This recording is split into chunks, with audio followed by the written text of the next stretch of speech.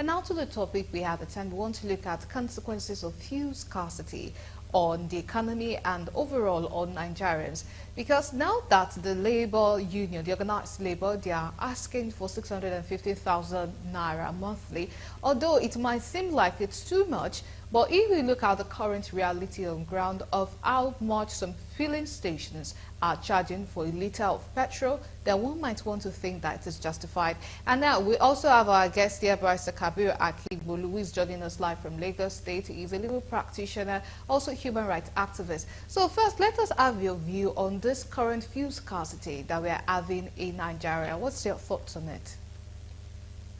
Yeah, you see, it's like our situation is now likened to somebody to a kind of kingdom where what they do only is making of children.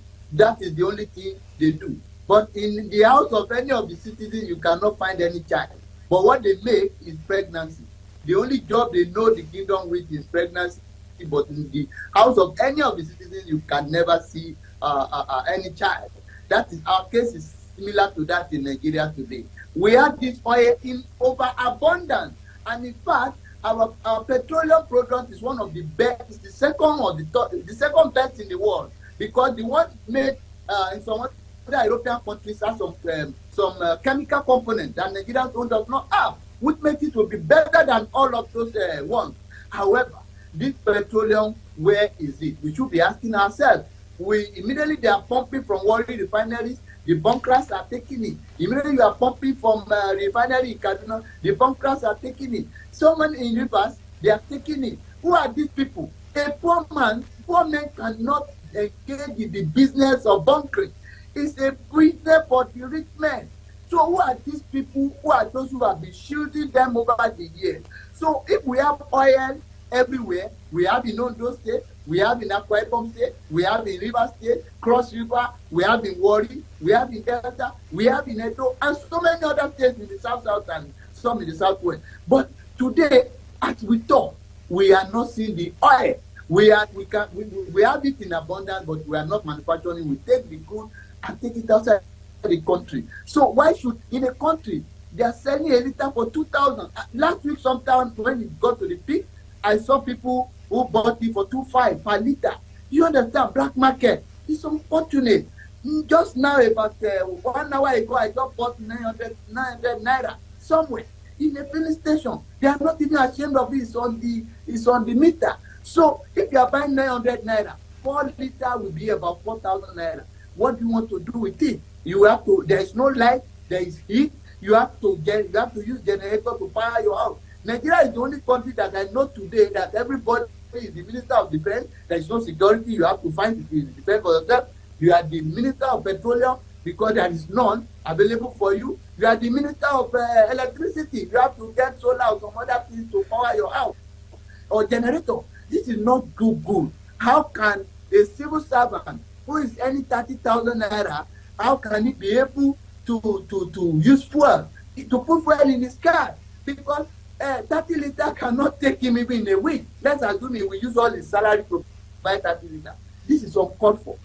And the government, when they when they remove the subsidy, they said they are going to do palliative. The kind of palliative that would have been most effective is for the government to roll out, these mass transit buses. Like places like Lagos, we have not less than 5,000 government buses that will be mass transit and cheap and affordable for the people. Or your state to go for, but when they say they are rolling out mass transit bus, in a whole state we have like 20 buses, one for one local government. What do you make out of that?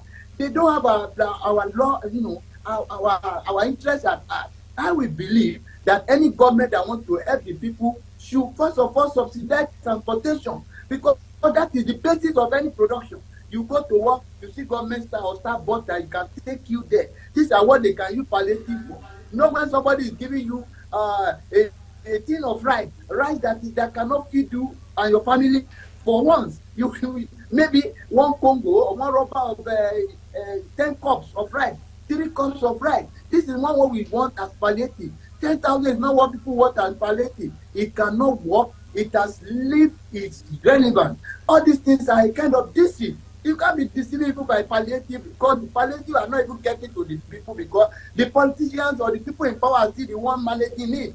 They will give it to only their party members or their party faithful. This is not what we want. What we want, we voted you to power so that you can revamp the economy. You can give us hope, give us new life, so that we can live the kind of human being God has said we should be. This kind of life that we are living is not the best. Nigerians are crying. Nigeria is bleeding as a polity. There is no peace, there is no security. Economy is down. I don't know. The government should help us and do. So as I was asking Barrister Kabir Akingbolu, who exactly are we supposed to blame for this problem of fuel scarcity now? Is it the federal government? Is it NNPCL? Is it marketers? Or is it the filling station themselves that they are selling at absurd prices? Yeah, I can tell you that the marketers are to blame now. This is what can simply be termed artificial scarcity, so that the Nigerians can be used to buying at a very exorbitant and unreasonable price. Then filling stations also, the workers, the managers of filling stations, their workers, they milk the people, they stop the people, they fleece the people, they steal from the people. Some of them will even go as far as manipulating the meter. That when you buy 5 liters, it will not be up to 4 liters. You see all these things stealing everywhere, this indecent practices, corruption everywhere. So, and again, you get to filling station now, they are selling for 700 naira. In the next 30 minutes, they are selling 750. In the next 1 hour, they are selling 800. This is what is happening everywhere. Some people have the temerity, they have the audacity, they have the effrontery and the gusto to increase their meter price to 900 naira. Officially, 990 naira. Officially, they will still take 1,000 naira tip from you. If some will say, oh, we are not selling more than 10,000 naira. And you understand, I had cost to buy 10 liters for 11,000 naira in 2 days ago. Is this a country that we are going to live here? Some states are clamoring for 30,000 minimum wage. This is sinful. This is unjust. This is fair. It's inequitable. The political classes, are making much more money. Somebody who has not even graduated, who did not even go to school, will be earning what a professor cannot earn in 1 year. We earn it 1 day, we earn it 1 week. You don't run an economy like this. Our democracy is too expensive. The marketers here are to blame. The filling station owners are to blame. So we shouldn't put everything on the president. The president, well, they are doing their own in the way that they understand. Fine. But it is not auguring, it doesn't augur well for the people. People are suffering. However, there is what they call contributory hardship. The contributory hardship is the bad practices of the marketers, the bad practices of the filling station owners.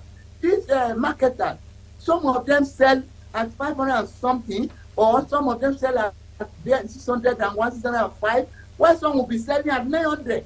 And it is the same market that they are buying. They use the same dollar to buy. So why is it that they are pleasing the people? This is not fair. We should have the feelings of the people at first. It will be Nigeria first. It will be people first, but not money first. But these people are most of them are capitalists. There are less than 300 people in the whole Nigeria, but they are the one that dictates how things are run. They are causing this artificial scarcity so that the prices the government want them to reduce the petroleum prices to will not work. It will be their own price. This is where we are. So as long as that persists, it will be difficult for the price of petroleum to be regulated. All right, thank you so much for that. And finally, before I let you go, some people have advocated that our refineries, the 4 refineries we have in Nigeria, they're working again, complemented too with the private refinery too also in Nigeria, would make this fuel scarcity be a thing of the past. Do you also buy into that, or do you feel like perhaps we would even need way more refineries than I would say the 4.5 we have present? Yeah, you see, let me tell you one thing. There is a concept in petroleum marketing. It's an international concept brought about by America. When oil was discovered in the early days, that's what they call petrodollar. Americans, because they are the ones that consume the highest in the whole world, They use it to dictate the price of the commodity. So they stated and maintained that anywhere you are trading in oil, the mode of transaction must be in dollars. So if the dollar is increasing, there is no how the price of petroleum product will come down. Even if all the refineries in Nigeria are working, like 4 or 5 or even 10, even if all of them are working, if you are producing locally, they still use the companies that are buying, they still use dollar to transact, not naira.